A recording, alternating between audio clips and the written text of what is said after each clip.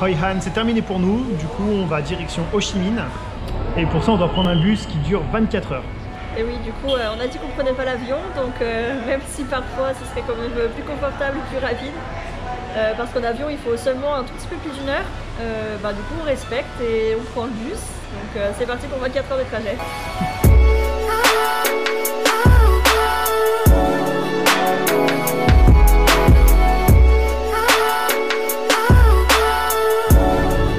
Nous sommes bien arrivés à Ho Chi Minh avec 5 heures d'avance, donc on vient d'être un peu éjecté du bus, il est 5 heures du mat, on dormait profondément. Du coup là, l'objectif c'est de trouver le bus et de rejoindre l'hôtel.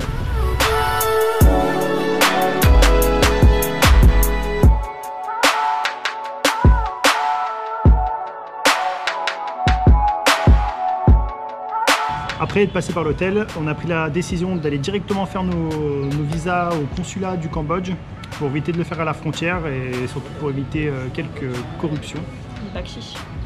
Donc du coup là on est au consulat et on est en train de faire nos demandes de visa.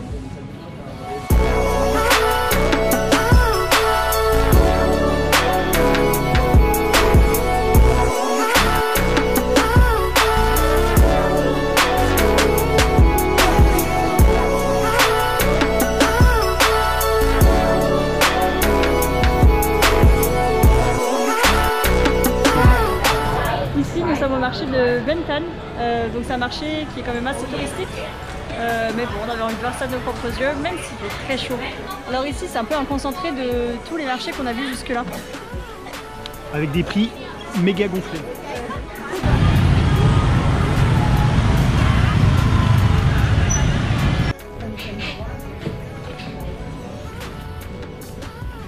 Donc on a repéré une supérette en fait qui importe tous les produits du pays du monde. Et c'est une supérette un peu haut de gamme, donc les prix sont beaucoup plus chers que ce que les Vietnamiens normaux peuvent s'offrir. C'est pour ça que c'est un peu un repère à expatrier. Et ici on trouve vraiment de tout, donc en fait de toutes les marques qu'on peut trouver chez nous. Donc pour vous ça paraît normal et c'est pas du tout impressionnant, mais en tout cas pour nous c'est trop cool parce qu'on va pouvoir acheter 2-3 trucs qui nous manquent depuis notre départ en France. Donc on espère trouver du fromage, des bons gâteaux, du lait Nestlé, ce genre de trucs qui nous manquent un peu. Tout plein de cochonneries quoi. Entre deux étalages de petits navires, incroyable ici, on a trouvé des bonbons et du lait Nestlé.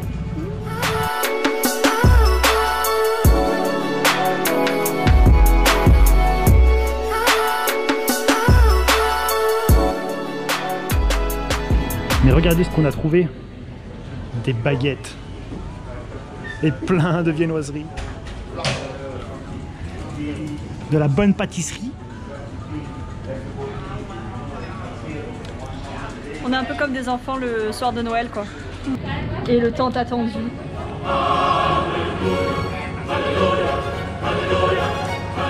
Des centaines de fromages, bon, qui ont l'air de coûter vraiment méga cher.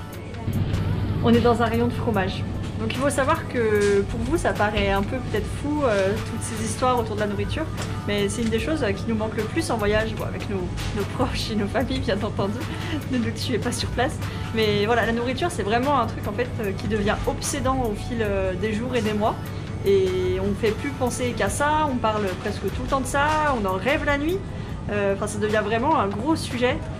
Donc vraiment être ici c'est un cadeau énorme quoi.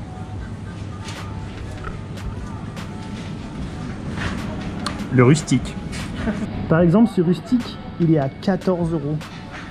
Ça refroidit un peu les ardeurs, hein, on avoue. Donc en fait, il faut qu'on quitte les chaussures avant d'entrer dans les hôtels, dans les bâtiments.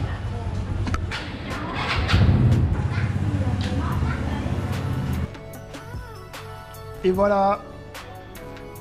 On a craqué. Même si c'était un peu cher, au bout de 4 mois de voyage, on en avait vraiment très envie et du coup on est très content. Fondant et moelleux. Pour une fois on est vraiment hype par les slogans des fromages.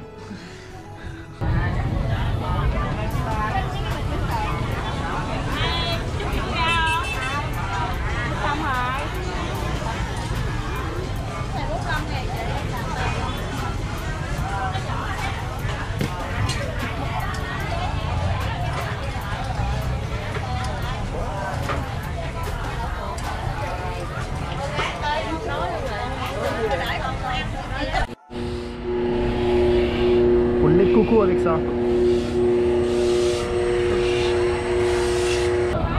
Ils font des soupes avec les pâtes.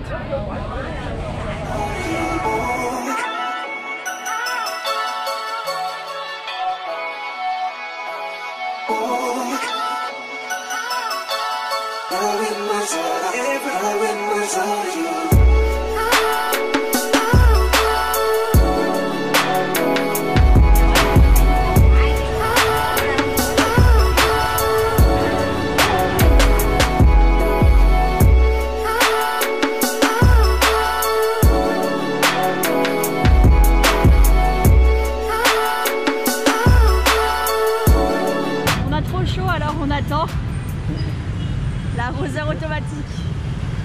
Ah. Ça va, c'est léger. C'est les pieds. C'est super agréable parce que dans cette ville à Ho Chi Minh, il y a des parcs et en plein dans la ville, et c'est la première fois qu'on en voit dans toutes les villes qu'on a traversées, donc c'est vraiment agréable. On s'adapte à la population locale.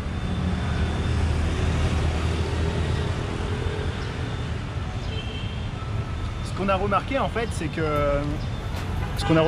que les Asiatiques, ils s'entretiennent énormément. Le matin, les anciens, ils sont tous dans les parcs en train de faire des exercices, des étirements ou peut-être du yoga.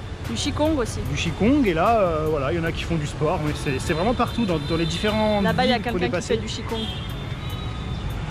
Donc voilà, on fait pareil. On marche pas assez, alors du coup... Doucement. Allez bien, les bleus.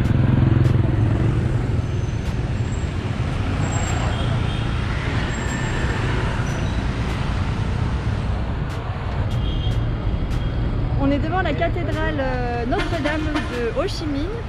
Elle ressemble vraiment de l'extérieur en tout cas à Notre-Dame de Paris en plus petite forcément.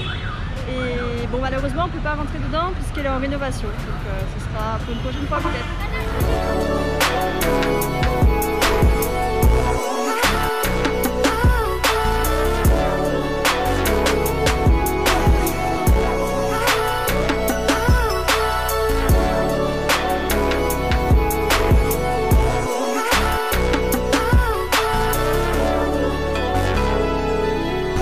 Alors ici on se trouve dans l'ancienne poste de Saigon qui a été créée dans les années 1880 par les Français pendant l'époque coloniale. Et ce qui est très intéressant, c'est que en fait, le bâtiment a été pensé par Gustave Eiffel. Et donc du coup on retrouve un petit peu les mêmes choses que dans la Tour Eiffel, donc des bâtiments qui sont faits en fer. Et ce bâtiment ressemble vraiment à une gare, vu de l'extérieur et même de l'intérieur, ça ressemble à s'y tromper à une gare. C'est très grand, c'est très similaire en tout cas aux grandes gares françaises. On y retrouve des vieilles cabines téléphoniques.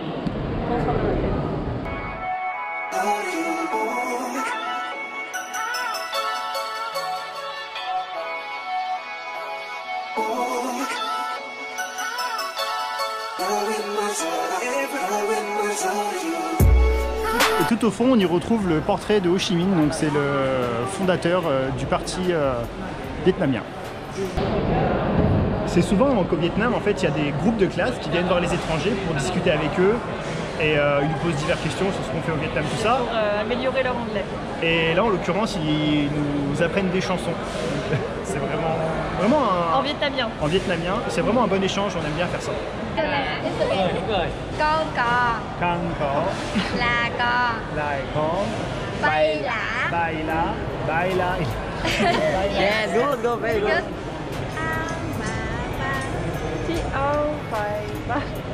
Trên dòng sông thăm thẳm, trên dòng sông thăm thẳm, Đi ôm sông thầy thăm thẳm. thăm thắm. Ok, good. Listen me. Yes. Frère Jacques. À biết rồi. Pharaoh Jack. Yes. Frère Jacques. Pharaoh Jack. Frère Jacques. Dormez-vous. Dormez-vous. Sonnez les matines. Sonnez les matines. Ding dang dong. Ding dang dong. Et voilà. Voilà. Vậy là mình đi hát cho chắc. Usu làm rau bò. Yeah. Ici, nous sommes au musée des vestiges de la guerre de Ho Chi Minh. Donc c'est un musée qui est réputé pas très marrant parce que il retrace en gros la guerre des Américains contre le Vietnam. Mais bon, on pensait que c'était important de le faire pour avoir une meilleure vision de ce qui s'est passé ici et aussi de mieux comprendre l'histoire du pays.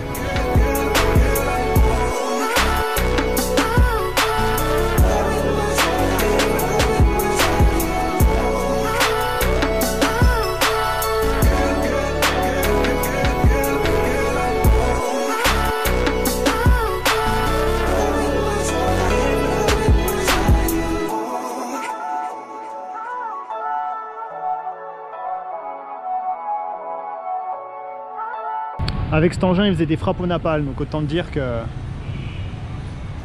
aucune chance de survie. Donc voilà le type de bombe qui était envoyé sur les Vietnamiens.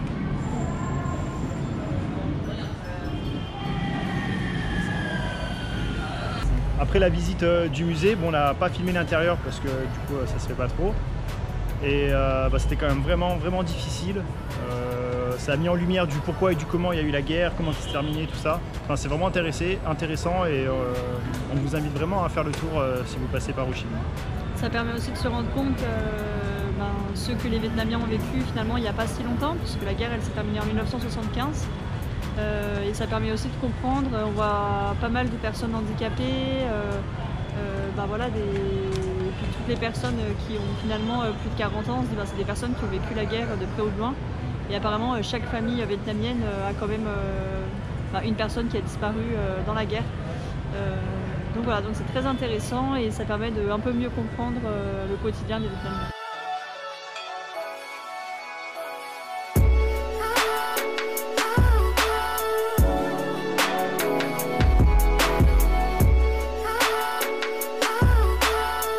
Alors ici on est dans un restaurant indien, parce que ça faisait un petit moment qu'on avait envie et Cyril est tombé apparemment sur une perle rare.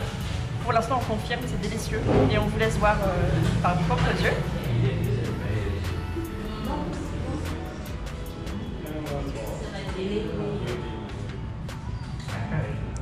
Et le lassi. Avec des pailles réutilisables en bambou.